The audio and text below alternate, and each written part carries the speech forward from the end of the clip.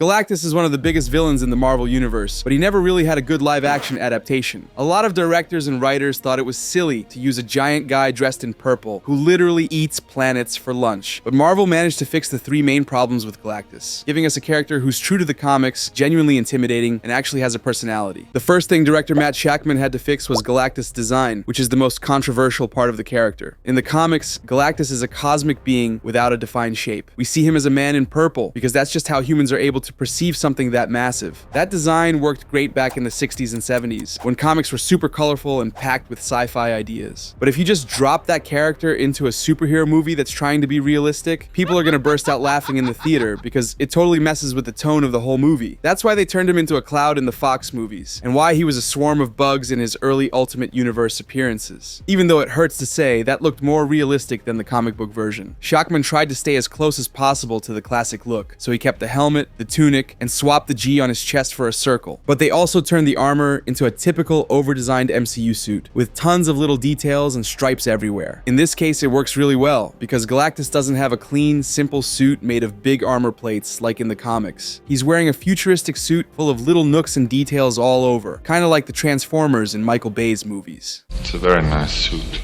It looks like an extension of his ship, and it feels mechanical instead of plastic. Plus, they added gears to help him move more naturally. We see this in the New York battle, where Reed jams a few of those gears, and Galactus can't move his arm. This design fits perfectly with the whole retro-futuristic style of the movie. Just like James Gunn had to use a super comic book vibe to make Superman's underwear work, Shakman dropped Galactus into a world full of flying cars and people with wild powers, so he wouldn't feel out of place. In classic MCU fashion, they toned down the colors a bit. Instead of being bright purple and blue, the suit is dark purple and kind of faded. They probably did that to make the effects look better during the Daylight City scenes. But it also works for the story, because Galactus says in his first scene that he's a millennia-old entity that's been around since before the universe even existed. So it makes sense for his armor to look a bit worn instead of shiny and new, like in the comics. It's made with tech we can't even understand, but at the same time, it feels older than the tech the Fantastic Four use. Of course, this is great for selling hot toys, but fixing Galactus' armor was only half the job to make the design work. They also had to give him the same presence he has in the comics, which no other version had managed to pull off. Shakman took inspiration from Pacific Rim and the 2014 Godzilla to really make it feel like Galactus is huge, and not just a regular person walking through a tiny model city. He used the camera in a really smart way, avoiding shots that show Galactus head-on at eye level, since that would just make him look normal-sized. Instead, we almost always see him from below, like the people in Universe 828, so we feel small, or we see him from behind and above, so we get his point of view and realize how tiny humans are. You people are so petty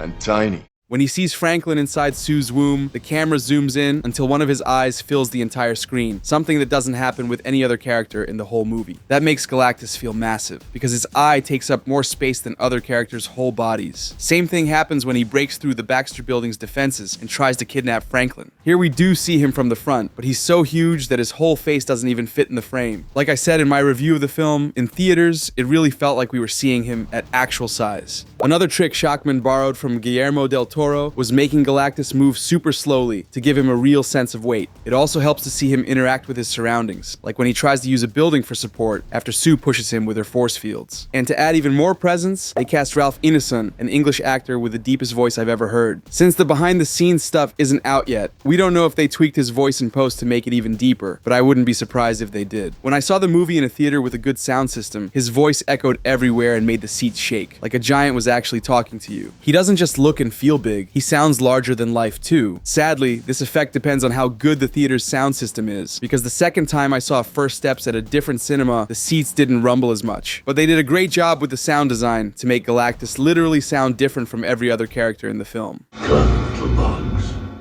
The second thing they had to fix was Galactus' personality and motivation. Back in the 60s, Lee and Kirby introduced him as a cosmic force that kept the universe in balance. He wasn't good or evil. He just ate planets because he had to in order to survive. He could think and negotiate, but he didn't really have emotions. He worked more like a natural disaster for the Fantastic Four, like a walking, talking earthquake or tsunami. Later on, writer John Byrne gave him more depth and turned him into a tragic figure. He showed that he did feel some guilt, and sometimes questioned his role in the universe, since he didn't get any joy from destroying planets. So Shakman and the First Steps writers had a lot of material to work with. They could have gone full comic book mode and told Galactus' entire backstory, like how he was once a mortal named Galen who survived the death of his universe. They could have thrown in a million comic references that hardcore fans would have loved, like they did in the first few minutes of the movie. But instead, they had Galactus explain his origin in just 2 sentences, leaving the rest for us to fill in. In his first scene with the Fantastic Four, he says he used to be small like them, but now he's cursed with endless hunger. That's all it takes to make him feel like a legendary figure, something beyond human understanding. This helps the story too, because later on Reed says he can't come up with a plan to stop Galactus, since he doesn't even understand him. If they had shown a full flashback with all the details of his origin, that mythic vibe would have disappeared. The more we know about these super powerful beings, the less mysterious they seem, because they start to feel more like us. They feel more like puny gods.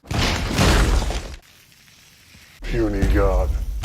But those 2 lines also make Galactus a tragic character, like the version Byrne wrote. He doesn't laugh maniacally after destroying planets. In fact, he says he needs Franklin because the baby has the power cosmic and might be able to absorb his hunger or even take his place as the next world devourer. This version of Galactus feels like he's stuck in an endless mission that brings him no joy. He wants to be free, maybe even get back the life he had in the previous universe, or at least die in peace, because he's tired of his cursed purpose. He's no longer just a natural disaster with less personality than an earthquake, like the 2007 version, or the bug swarm from the Ultimate Universe. They made him a bit more human than in his early comic appearances, without ruining the character, which was really hard to pull off. But he also has a bit of a dark and twisted side that he usually doesn't show in the comics, and it works really well here. At first, he offers to spare Earth 828 if the Fantastic Four hand over Franklin, which sounds like something straight out of the Lee and Kirby days. But when Reed and Sue say no, he says he's going to slowly devour their planet while their son watches. So usually he doesn't enjoy destroying worlds. But this time he's going to take some pleasure in it, like a form of revenge, because the Fantastic Four refuse to deal with him. And when he shows up in New York, he stretches Reed as far as possible. You can see a slight smile on his face when he's about to snap him, like he's getting a bit of satisfaction out of killing the Fantastic Four for keeping him from salvation. Galactus is still an almost unstoppable force like in the comics, and we're not meant to sympathize with him, like people did with the Joker in Todd Phillips' first and only movie. But by giving him a human motivation, wanting to rest and be free, Shakman turned him into a pretty complex character, and one of the best villains in the whole MCU. The third thing they had to do was make Galactus feel like a real threat, someone actually dangerous. You'd think that would be the easiest part, since he's literally a planet-level threat. Every time he shows up, the whole Earth is at risk because he wants to eat it. But most of the time, it never really feels like he has a chance of winning. The stakes with Galactus are so high, it almost feels like there are no stakes at all. I don't get it.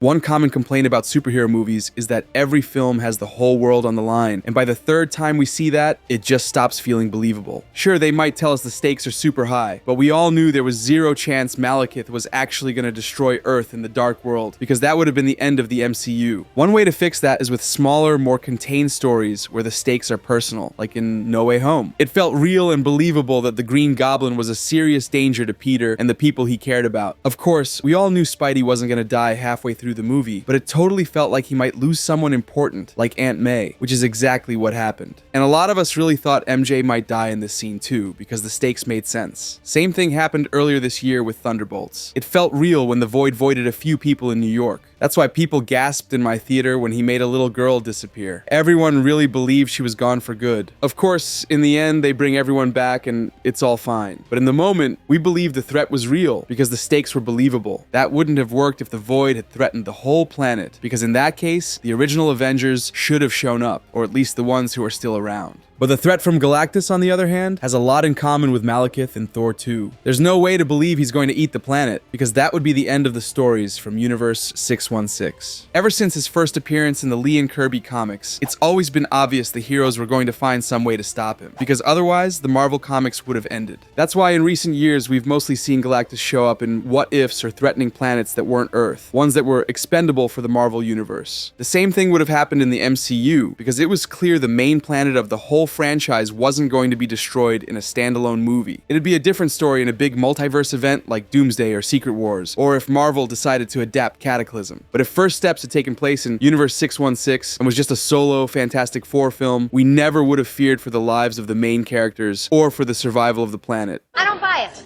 Shakman solved that by setting the movie in an entirely new universe. We didn't know anything about Universe 828 before watching First Steps. And since the Fantastic Four are the only heroes on this new Earth, it actually felt possible that Galactus could beat them and destroy their world. That would have been a super bold twist, but the stakes were real from the start. By the end of the second act, Silver Surfer tells Johnny that their only chance of survival is to leave the planet and get as far from Galactus as possible. If this had been set in Universe 616, I never would have believed the heroes might actually abandon Earth. But here, for a second, I really thought Reed might consider it to save his family. We'd already seen the Fantastic Four ship in the post-credits scene of Thunderbolts, so it was totally possible that they could escape their universe at the end of the movie and look for help to defeat Galactus. One of the big fan theories was that Reed wouldn't be able to come up with a plan in time, and Galactus would end up destroying Earth 828. Then the team would escape and join Universe 616 as the only survivors from their world. That's not how it went, though. The Fantastic Four ended up beating Galactus just like they've done tons of times in the comics. But unlike the 2007 version, this time the stakes actually felt real. Before you come at me, I'm not saying it's impossible to pull off the same effect in Universe 616. I'm sure Galactus is going to show up again to try and eat the main Earth after Secret Wars. And it's possible they'll convince us he might actually kill all our favorite characters, as long as the script is really solid. But for the first time in a while, it really felt like an antagonist could actually destroy the entire world. That's exactly what made Galactus so cool in his first comic appearance. If they hadn't already announced that Vanessa Kirby would be back in Doomsday, I might have even believed she could actually die here too. They pulled that off by setting the whole movie in another universe, which is one way to get around the usual problems with multiverse stories. If you want to know what the other problems with this kind of story are, you've got to check out this video. I'm not gonna watch it.